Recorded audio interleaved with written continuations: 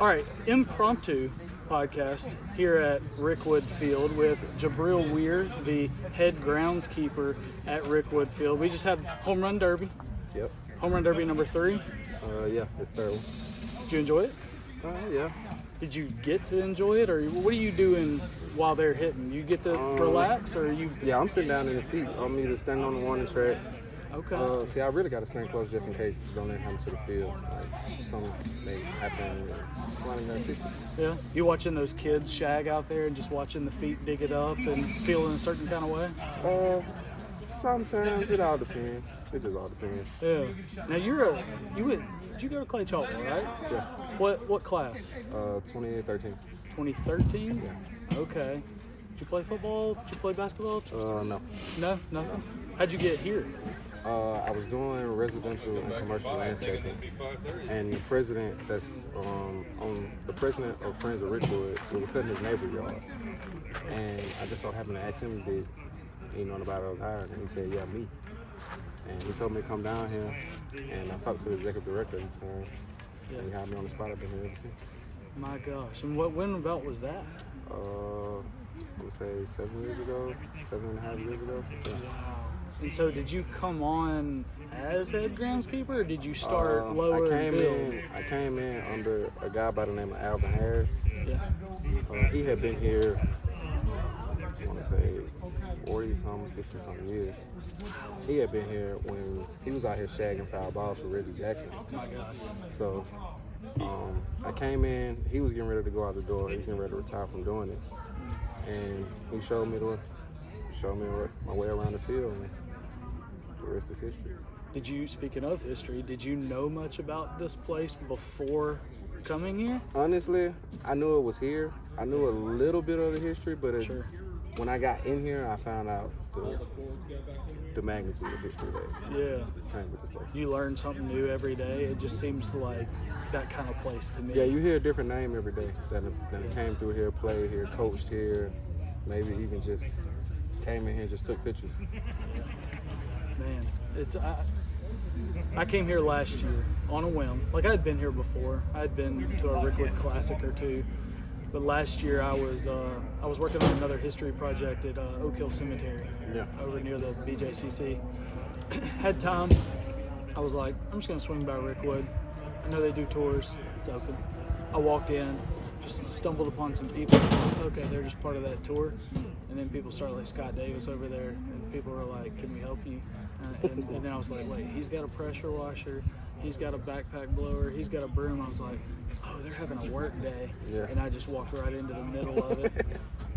But hey, I got to meet Scott, who we actually work at the same day job place, and got to meet some other people, and they just took me around and they said, go wherever you want to do what you want to do. And I just can't get over how cool that is about living history, right? Yeah. I'm a history guy. It doesn't have to be baseball, but you combine baseball and history, and it's just, I don't know. I can't get over it, and I'm a moth to a flame to this place. Anytime there's something and I can get here, I try to get here. I just love it. I call it the holy grail of baseball. Yeah, holy grail of baseball is, It's oldest literally my home away from home. How much are you here? Out of 7 days, Yeah. I'll say 7. 7? Yeah, 7 days. What is a typical day like for you here? What do you do? Typical day starts about 7:30, 8 o'clock. Okay. Come in, do a perimeter check, make sure nothing is broken into, nothing is damaged from overnight. Yeah. Then put some water on the field, make sure it's got its proper amount of moisture, check the moisture in it. Then cut the grass, drag the warning track. And once the field is done,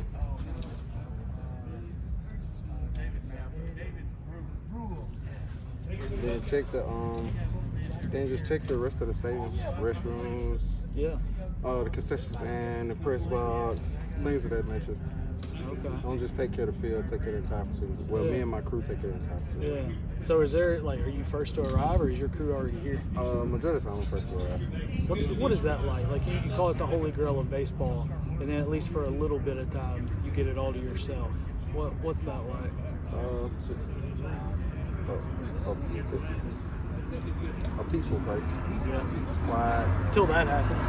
Yeah, the planes. The planes. The planes, you can never get used to the planes flying over. But it's real peaceful. The birds flying, birds chirping, hawks chasing the little pigeons off the side, off the light towers. It's peaceful. Yeah. But it does get lonely sometimes. It does get creepy sometimes. I bet it could get that way. What about, so when MLB was here earlier this year, just what you can say, what was that week like for you getting ready for a game like that? It was great. That wasn't my first MLB experience. That was actually my second MLB experience. Okay. Because I want to say a year before last, they flew me to Williamsport, Pennsylvania. Yeah. For a Little League Classic. Yeah. I went up there and worked that event, and I liked that. And they flew me back down to Birmingham, and they told me, like,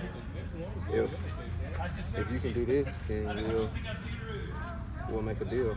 Wow. And made the changes, and we made a deal. So who were the, I saw you did an interview, I think, you were on ESPN leading up to all that. He was a part of that crew that did that interview. Yeah, right there. Oh, yeah. There you go. That's awesome. And so, like, with the people who came, who was the coolest person you met that week? Or coolest 3 people, coolest 5 people? I actually have to say, like, getting a chance to, like, see, like, Derek Jeter and Big Papi up close. Yeah. I've been met Reggie Jackson, so. Yeah. But, like, seeing those guys that I grew up watching, like, to see Jeter, to be this close to Derek Jeter. That's crazy. It's crazy. That's crazy. Did you get to talk to him? Or? Yeah, I got a chance to talk to him, got a chance to shake his hand. But did you approach or did you wait? I waited. Scared? I waited. Little nerves? Not too much nerves because he's still a human being, but there you go. It's just the principle because when you work like MLB events, big events like that, yes, you kind of can't be a fan. That's, yeah. Because you already got full access to everything that's around Absolutely. them. So it's just a little nerves, but not so much. Not too bad. What was Papi like? Is he? Papi's cool. He seems like the dude you want to hang out with. Yeah, he the guy in the room that's gonna tell a lot of jokes. Yeah, I just finished the Netflix documentary that came out, The Comeback on the 04 team. We saw Papa Jack here too. So. Yeah, Papa Jack Roy. Yeah, he was out here, but got his signature for the kiddo at home now. But watching that and seeing that all access, I mean, okay, Kevin Millar was Kevin Millar, and that dude was. Have you watched it yet? It's 3 episodes. No, I ain't watched it yet. Kevin Millar, the series against the Yankees, they come back from 3 games down and go on to win the World Series. I can't remember if it was Game 5 or Game 6. He had been doing shots of Jack Daniels before the game. Ooh. Before the game, he's like, we're all just doing a shot. Okay. And it shows him, and then David Ortiz, Big Papi's like, I did my one. And he was like, they had to I forget what he said, if they had to take the bottle or they had to finish it out or hide it from him because he was like, I was ready to do 2. I was ready. That guy's different. Yeah. He seems like the life of the party. Yeah, he is. He's a good guy to be around.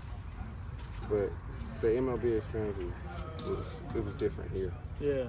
It was a bigger perspective. Yeah. What do you hope to accomplish here personally? Like, you've been here for a bit. Is it just, now that the MLB game is come and gone, it put this place back on the national map where it belongs. Yeah. What do you want to do going forward here? Hopefully we can continue to have MLB events. I mean, we're keeping it. I'm passing all our inspections, so we just got a A+ the last time the MLB came through. So, I mean, hey. The sky's the limit from here. Yeah. What is your? Let's end with this. This will be a short one. Hopefully we can get the SWAC HBCU tournament here. There we go. We're gonna put that out there. We'll clip that as a short. We'll put that out there. Hey, y'all hear us? What is your favorite spot here? Do you have is there somewhere to, like you said again, Holy Grail, peaceful at times, that kind of thing, but is there a spot that... Cherry pick on top. Okay, the gazebo part up there? Best seat in the house. Yeah. Gotta be careful up there.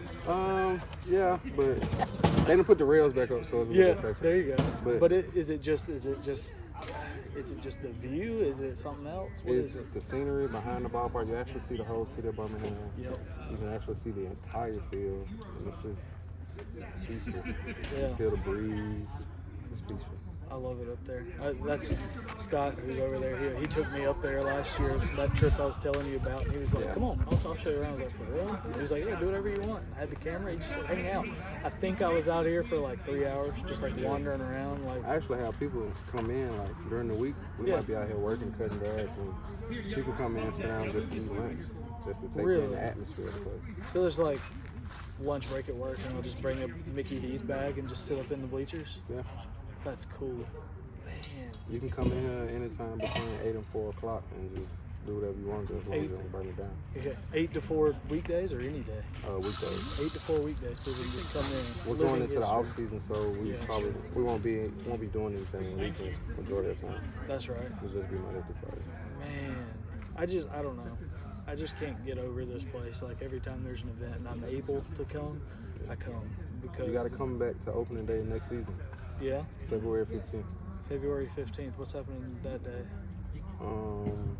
Miles College. That's when Miles College. Oh, that's when their season But starts. Shades Valley on Valentine's Day, Ramsey and Shades Valley play here. On Valentine's Day, Shades Valley, Ramsey, right here. Do the high school kids ever comment about the backstop?